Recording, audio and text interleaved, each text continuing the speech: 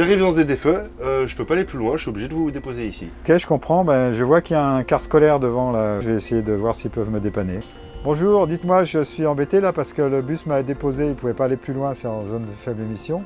Est-ce que vous pourriez m'emmener sur Lyon? J'ai une réunion avec Iveco, justement sur cette fameuse ZFE. Mais bien évidemment.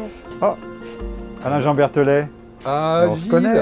Mais bien sûr qu'on se connaît. On s'est vu lorsque tu étais président de Réunir, mais tu es surtout président de groupe Berthelet. Alors écoute, Berthelet aujourd'hui c'est différentes activités de transport de voyageurs situées à Genasse et à Crémieux, donc Nord-Isère et Est de Lyon, et qui s'est beaucoup inquiété de la transition énergétique.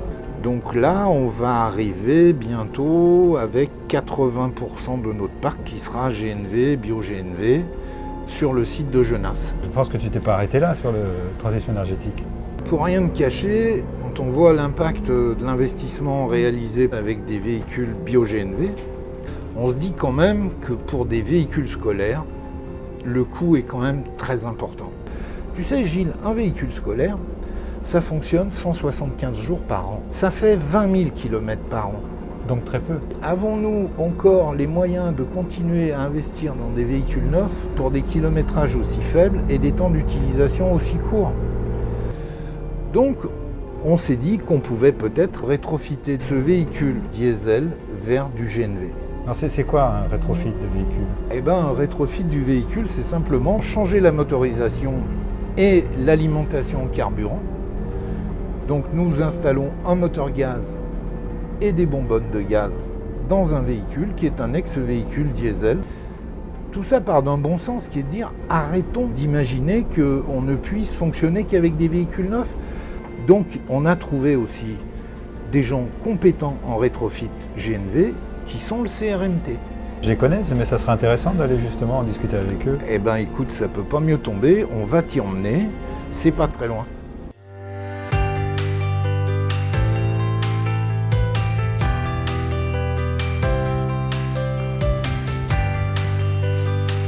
Bonjour Eduardo. Oh Gilles, bonjour. Quelle surprise. J'ai entendu parler d'un projet très intéressant qui te concerne. Je pense qu'il s'agit de ce projet-là. Exactement. Pourrais-tu me présenter ce projet? La conversion de cet autocar a démarré il y a presque 2 ans, suite à une demande d'Alain-Jean Berthelet qui souhaitait verdir une partie de sa flotte, surtout pour continuer à rentrer dans les ZFE. Concrètement, quel a été le rôle du CRMT dans ce projet? Donc pour résumer les travaux réalisés, nous avons démonté les moteurs Euro 5 diesel pour ensuite intégrer un moteur neuf Euro 6 GNV. On a utilisé les soutes à bagages qui dans le cadre du transport scolaire ne sont pas utilisés comme emplacement pour intégrer les réservoirs du bio-GNV.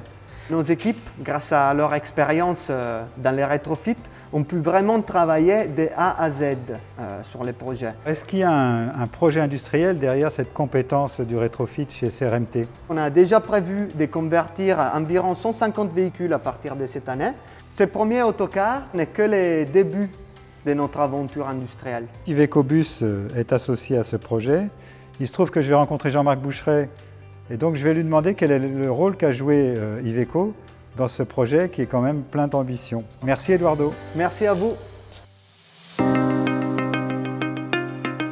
Salut Jean-Marc. Bonjour Gilles. Alors, je viens de faire une formation accélérée sur le rétrofit d'un véhicule diesel vers le GNV, Ah oui. en particulier celui de Transport Berthelet.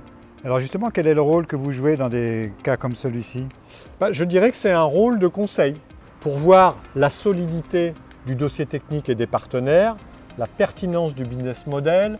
Et dans le cas présent, nous avons donc fourni le moteur et son échappement et toute une série de composants spécifiques au GNV pour ce véhicule-là. Merci Jean-Marc. Je t'en prie Gilles.